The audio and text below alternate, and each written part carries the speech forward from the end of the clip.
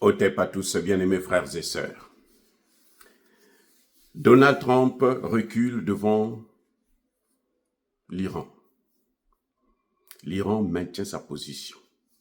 L'Iran a mobilisé toute son armée. Alerte générale pour se préparer en cas d'attaque par les États-Unis de l'Iran. Alors, qu'est-ce qui se passe? Eh bien, les États-Unis ne peuvent pas bombarder. Ils ne peuvent pas bombarder.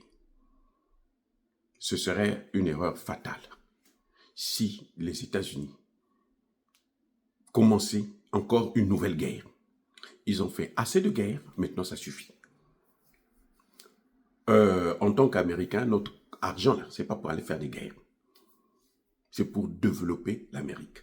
Mais on ne peut pas développer l'Amérique en faisant des guerres partout, contre tout le monde. Regardez, vous avez vu sur les tarifs douaniers, la guerre commerciale, on a échoué. Hein. Les États-Unis ont échoué. Parce que l'approche n'était pas la bonne. C'est une guerre légitime, oui. Vous êtes défavorisé dans le domaine du commerce international, mais il faut négocier avec vos partenaires pour que vous puissiez avoir votre part de gâteau.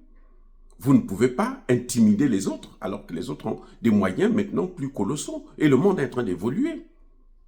Eh oui, on a vu les États-Unis se retirer, abandonner toutes les charges devant la Chine.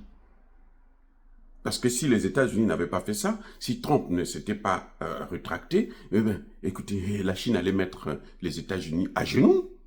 Qui aux États-Unis va accepter d'acheter un téléphone portable? Apple, par exemple, à 3 000, 4 000 ou 5 000. C'est même pas le salaire d'un Américain moyen. Ça, c'est le salaire des riches. Donc, écoutez, soyons sérieux. Pareil pour l'Iran. Vous voulez faire la guerre avec l'Iran? Mais l'Iran est soutenu par la Russie, l'Iran est soutenu par la Chine. C'est la Chine et la Russie qui ont dit qu'il faut négocier. Maintenant, Donald Trump adopte la bonne approche. Il faut négocier. Vous savez ce que l'Iran dit? L'Iran dit, mais si vous voulez que nous on désarme, demandez aussi à votre allié qui nous menace tout le temps de désarmer. Ce que Trump est en train de vouloir faire là, ça a déjà été, c'est du déjà vu. C'est ça le problème avec les Américains, c'est du déjà vu. Ils ne respectent aucun accord, ils signent des accords, et puis n'importe le prochain président, quand il vient, il se dit, bon, moi je suis nouveau président, donc moi je peux détruire tout ce que l'autre a fait. C'est du déjà vu. Vous savez quoi? Où? En Libye. En 2003, George Bush négocie avec Kadhafi. George W. Bush négocie avec Kadhafi. Parmi les négociateurs de la dénucléarisation de la Libye, il y avait Madame Condoleezza Rice, une sœur à nous, noire. Même si elle ne soutient pas, elle est contre Trump, c'est clair, elle ne peut pas piffrer Trump, et pourtant elle est républicaine. Bref, c'est pour vous dire les intérêts de chacun. De toutes les façons, elle est devenue aussi très riche, donc ils ne sont pas dans ces histoires-là. C'est la mondialisation qui prime. Bref, alors, ce qu'ils ont fait, c'est que Kadhafi, et ça c'était la plus grosse erreur de Kadhafi, Kadhafi a accepté de détruire son arsenal militaire nucléaire. Les États-Unis ont tout pris. Vous comprenez? Tout ce qu'il y avait de nucléaire en Libye, les États-Unis d'Amérique ont tout pris, ils ont amené aux États-Unis. Ce qu'ils pouvaient utiliser, ils ont utilisé, ce qu'il fallait détruire, ils ont détruit. Ils ont tout pris. Quand Barack Obama arrive, la première des choses, c'est que bon, il n'a plus de parapluie, on peut maintenant le détruire. Et ils ont détruit la Libye, vous voyez le résultat. Les amis, qui est bête?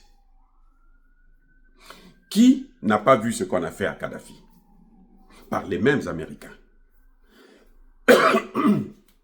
Excusez-moi. Qui est bête qui n'a pas vu ça? Les Iraniens le savent très bien. Pourquoi les États-Unis n'ont jamais attaqué la Corée du Nord? Pourquoi Trump est allé négocier? Quand il est venu la première fois, Trump est le premier pays américain depuis près de 50 ans à partir en Corée du Nord. Pourquoi? Parce qu'il a l'arme en question. Alors, ça s'appelle l'arme dissuasive. Donc, quand vous avez ça, là, personne ne peut vous attaquer. Parce que celui qui vous attaque, là, il sait que s'il vous détruit, vous aussi, vous pouvez le détruire. Parce que l'Iran, aujourd'hui, s'est doté. Écoutez bien, l'Iran, aujourd'hui, s'est doté des, je pense qu'on appelle ça S-400, l'un des systèmes russes les plus performants dans la défense. L'Iran a ça. C'est pas moi qui le dis, c'est le premier ministre israélien qui le dit. Donc je crois que c'est la vérité. Il condamne la Russie parce que la Russie lui a donné ses armes de protection et donc si on l'attaque, il saura se protéger très bien. Ils le savent. Ils ont tout donné à l'Ukraine.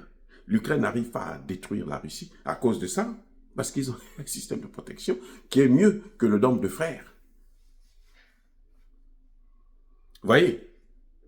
Donc, attaquer l'Iran, c'est aussi déclencher une guerre du nuque. Ce serait fatal pour le monde entier. Si on veut que... Parce que, en fait, le traité de non-prolifération nucléaire, c'est un traité d'escroc. Vous voyez? C'est-à-dire que, sur le plan juridique, c'est une escroquerie internationale. Que dit ce traité? Ceux qui ont les armes nucléaires peuvent les garder. Ceux qui n'en ont pas n'ont pas le droit d'en avoir. Ils n'ont même pas le droit de penser à en avoir. Vous comprenez, non? C'est ça le traité en question.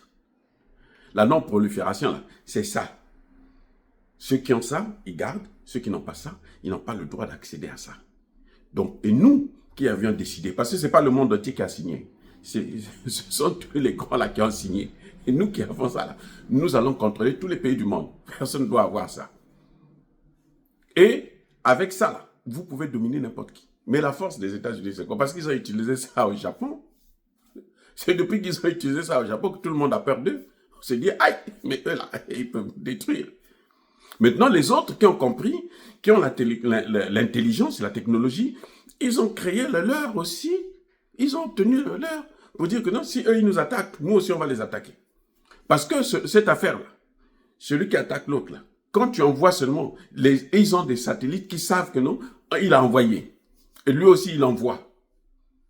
Donc, vous vous auto-détruisez. Et oui.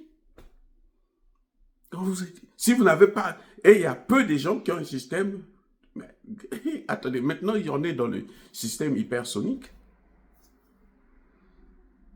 C'est-à-dire que dans le système intercontinental, vous ne voyez même pas à quel moment ça vient. Vous entendez seulement la détonation. Et puis vous êtes tous partis. C'est ça le problème. Donc, c'est un danger, c'est vrai. Ça, c'est incontestable. Hein. Ces armes-là, c'est un danger pour l'humanité tout entière. Mais c'est un danger aussi pour ceux qui en ont. C'est à eux de comprendre que non, pour que le monde soit en paix, on doit tout détruire. Tout le monde doit détruire. Sans escroquerie, bien sûr, parce qu'il y en a qui disent, on va détruire, et puis ils attendent les autres détruisent, après eux, ils disent, bon, comme vous avez détruit les vôtres, là, nous, on peut maintenant vous attaquer. Et puis on vous fait la misère. Les amis, soyez bénis, abondamment bénis par le Dieu des Kémites, par nos ancêtres évangélisés. Donc, la Libye ne peut pas, l'Iran ne peut pas céder. Pourquoi? Parce que l'Iran connaît ce qu'on a fait à la Libye. Et là, ils sont en train d'aller sur exactement la même direction. Vous nous donnez ce que vous avez, on prend. Et puis après maintenant, on vous détruit. Parce qu'on a besoin de vous détruire depuis très longtemps et on n'arrive pas. Maintenant, là, la plus grosse protection que vous avez, nous avons ça, nous on met le paquet. Vous savez comment on a détruit la Libye? Il n'y a même pas eu la décision du Conseil de sécurité de l'ONU. Non, ils sont pas. Non, l'OTAN, c'est l'OTAN qui a décidé. Hein.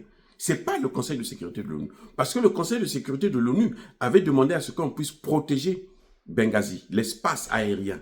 On n'a pas demandé d'envoyer des troupes au sol ou quoi, machin, des bombardements. Non, non, non. Protéger l'espace aérien de Benghazi pour que les gens qui manifestent là, on puisse pas les neutraliser par Kadhafi. Vous voyez, c'était ça en fait, là, le fond. Ça, c'est la résolution. Mais ce qu'ils sont allés faire là, ce n'est pas la résolution. Les amis, ce n'est pas la résolution, ce n'est pas le droit. Non, ce n'est pas le droit international. C'est le banditisme international. C'est le gangistérisme. Ce sont des gangsters. Et pire, la résolution en question là, quand les Nations Unies étaient en train de prendre cette résolution, les avions américains, français, européens et tout, ils étaient déjà en Libye. Ils étaient déjà en Libye, autour de la Libye là. Financés par qui? Par le Qatar, par l'Arabie Saoudite. C'était eux qui finançaient parce qu'ils voulaient la destruction de leurs frères. Et ils ont fait. Oui, c'est comme on est en train de faire avec les pays africains. On a essayé avec l'Algérie, et puis oui, le Nigeria. Bon, l'Algérie, ce sont des Arabes. Détruire les Noirs, c'est leur métier, domaine favori. Bref. L'Iran a tout compris. C'est les Américains. Personne n'a plus confiance aux Américains. C'est le manque de confiance qui entraîne ce que vous voyez là. L'Amérique doit se refaire, doit faire son autocritique, doit s'asseoir, se regarder elle-même devant le miroir et ne pas regarder les autres comme étant des choses qu'elle peut utiliser, des choses que Dieu leur a données pour faire ce qu'elles veulent. Non. Tant que ça sera comme ça, le déclin de l'Amérique va continuer à se poursuivre. Les amis, soyez abondamment bénis par le Dieu de Kémit. Vive l'Afrique éternelle, j'ai dit et j'assume.